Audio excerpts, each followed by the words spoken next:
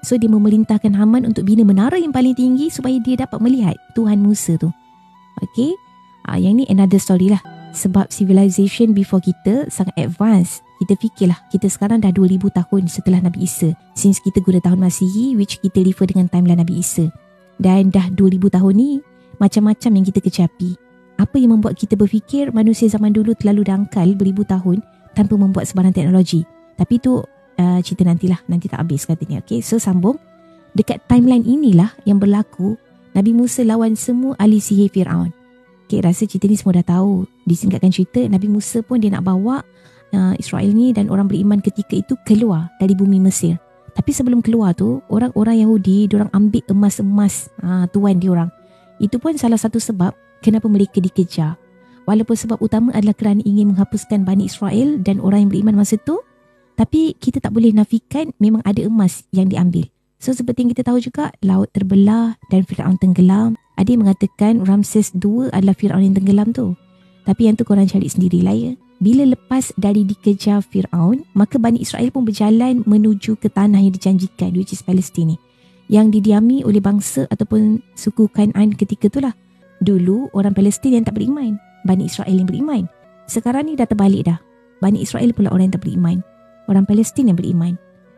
Allah kalau nak bolak-balikkan hati, senang je. Simple as kun fayakun. So masa dalam perjalanan ni, Bani Israel melintas satu kaum yang menyembah berhala. Jadi mereka minta kepada Nabi Musa supaya dibuatkan berhala untuk mereka sembah. Of course lah Nabi Musa marah. Bukan satu dua mukjizat depan mata, tapi still nak sembah berhala juga. Jadi kena tempelak lah dengan Nabi Musa. Nabi Musa kemudiannya mendapat arahan untuk mendapat syariat bertulis, which is Taurat, di Bukit Sina ataupun Tur Sina. Jadi Nabi Musa harus meninggalkan kaumnya selama 30 hari di bawah jagaan Nabi Harun atau Aaron. Nabi Musa di Bukit Tur Sina harus berpuasa selama 30 hari. Tetapi hari terakhir Nabi Musa tak berpuasa kerana dia bimbang mulutnya berbau bila berbicara dengan Allah. Kerana itulah digenapkan 10 hari menjadikan keseluruhannya 40 hari. Sepanjang peninggalan Nabi Musa ni, permulaannya Bani Israel memang setia menunggu. Tapi bila Nabi Musa tak muncul tiba, maka adalah suara yang kata Nabi Musa ni telah meninggalkan mereka. Lalu Musa As-Samiri, iaitu satu antara dua bayi yang terselamat tadi tu, bangun dan berkata, "Mahukah kalian kalau aku buatkan satu berhala seperti mana yang pernah kalian lihat sebelum ni?" Maka emas-emas yang dicuri tadi tu dikumpul dan Musa As-Samiri pun buat satu patung lembu emas yang boleh bercakap. Dalam Al-Quran memang kata bercakap, dan secara peribadi aku rasa tak pelik pun kalau bercakap. Sebab ayat Musa As-Samiri lepas tu seperti yang direkodkan dalam Al-Quran, kerana aku mengetahui sesuatu yang mereka tidak ketahui. Ayat inilah yang jadi perbahasan sampai sekarang. Apa yang Musa As-Samiri tahu dan lihat hingga Allah rekod perkataan ini di dalam Al-Quran. Kemudiannya Nabi Musa pun turun dari Bukit Sinai dan kembali kepada Bani Israel. Dan of course lah sangat sedih dan kecewa. Sebab bila melihat kaum dia menyembah berhala sapi ataupun lembu. According to Bible, sebenarnya Allah dah bagi tahu dah bahawa Bani Israel ni dah terpesong. Dan Nabi Musa memohon ampun dan dia minta untuk tidak ditimpakan bencana pada mereka. Jadi bila sampai je dekat Bani Israel, Nabi Musa punya marah ataupun kecewa ni sampai tercampaklah tablet of testimony atau Taurat sehingga berkecai. Dicarinya Nabi Harun dan bertanya, "Apa yang menghalangi kamu ketika mereka sesat?" Dan Nabi Harun pun jawab, "Bukan saya tak nak. Cuma saya tak nak Bani Israel ni pecah belah dan berpuak-puak. Nanti berlaku peperangan antara yang baik dan buruk dan lebih banyak kerosakan yang akan jadi. Lebih baik Nabi Musa datang dan tarbiyah semua sekaligus. Biar semua kembali beriman." Lebih kurang macam inilah dialog dia. Ini semua saya cerita based on Al-Quran ya tuan-tuan. Cumanya kalau nak reference tu, rajin-rajinlah baca Al-Quran. Saya tinggalkan supaya tuan-tuan boleh buat research sendiri, cari sendiri sebelum condemn orang, katanya. Membaca amalan ilmu gitu.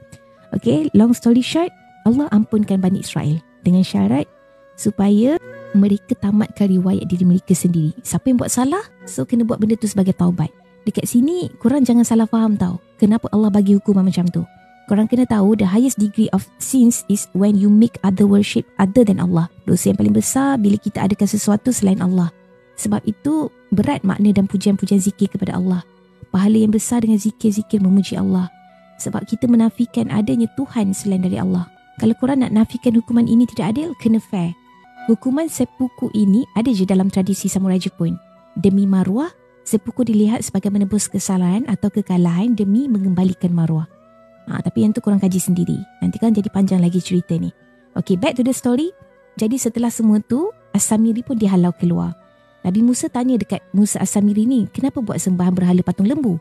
Dan Samiri pun jawab, macam apa yang aku cerita tadi, wahai Musa, sesungguhnya aku mengetahui sesuatu yang mereka tidak ketahui.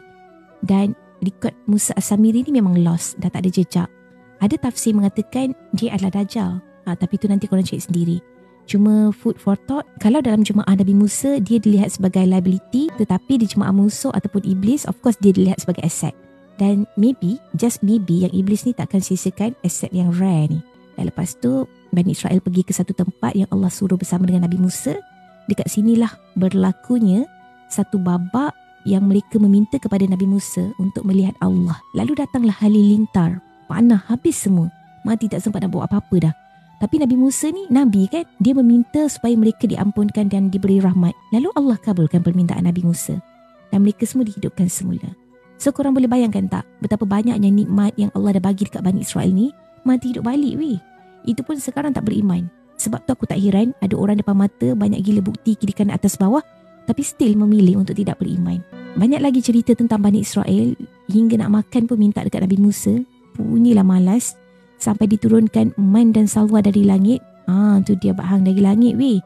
Dah dapat dari langit, nak minum pun malas, dimintanya lagi kepada Nabi Musa. Itu yang Nabi Musa hentakkan tongkat dia dekat batu, lalu keluar 12 mata air untuk setiap satu kaum Bani Israel ni.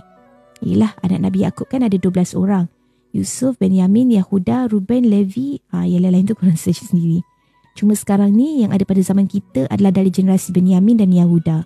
Yang lain tu the 10 lost tribe of Jews. So lepas tu Allah perintahkan Bani Israel ni berperang dengan orang Palestin ataupun suku atau kaum Kanaan yang mendiami Palestin masa tu.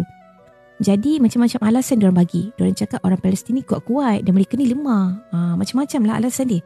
Padahal dah dijanjikan kemenangan dah. Tinggal datang untuk berperang je. Tapi hampir diorang tak nak. Sampai Allah kata dalam Quran, mereka menjawab dekat Nabi Musa, pergilah kamu berperang dengan Tuhanmu. Jadi Allah hukum mereka wandering around without a country selama 40 tahun. Ada yang mengatakan di padang pasir selama 40 tahun. Hinggalah zaman Nabi Yusha atau Joshua yang menahan matahari. Salah satu Nabi yang matahari tunduk pada dia. Sebab Yahudi kan tak boleh berperang pada hari Sabtu. Tapi itu cerita lain Sebab dah terlalu panjang dah. Padahal banyak lagi ni yang tak cerita.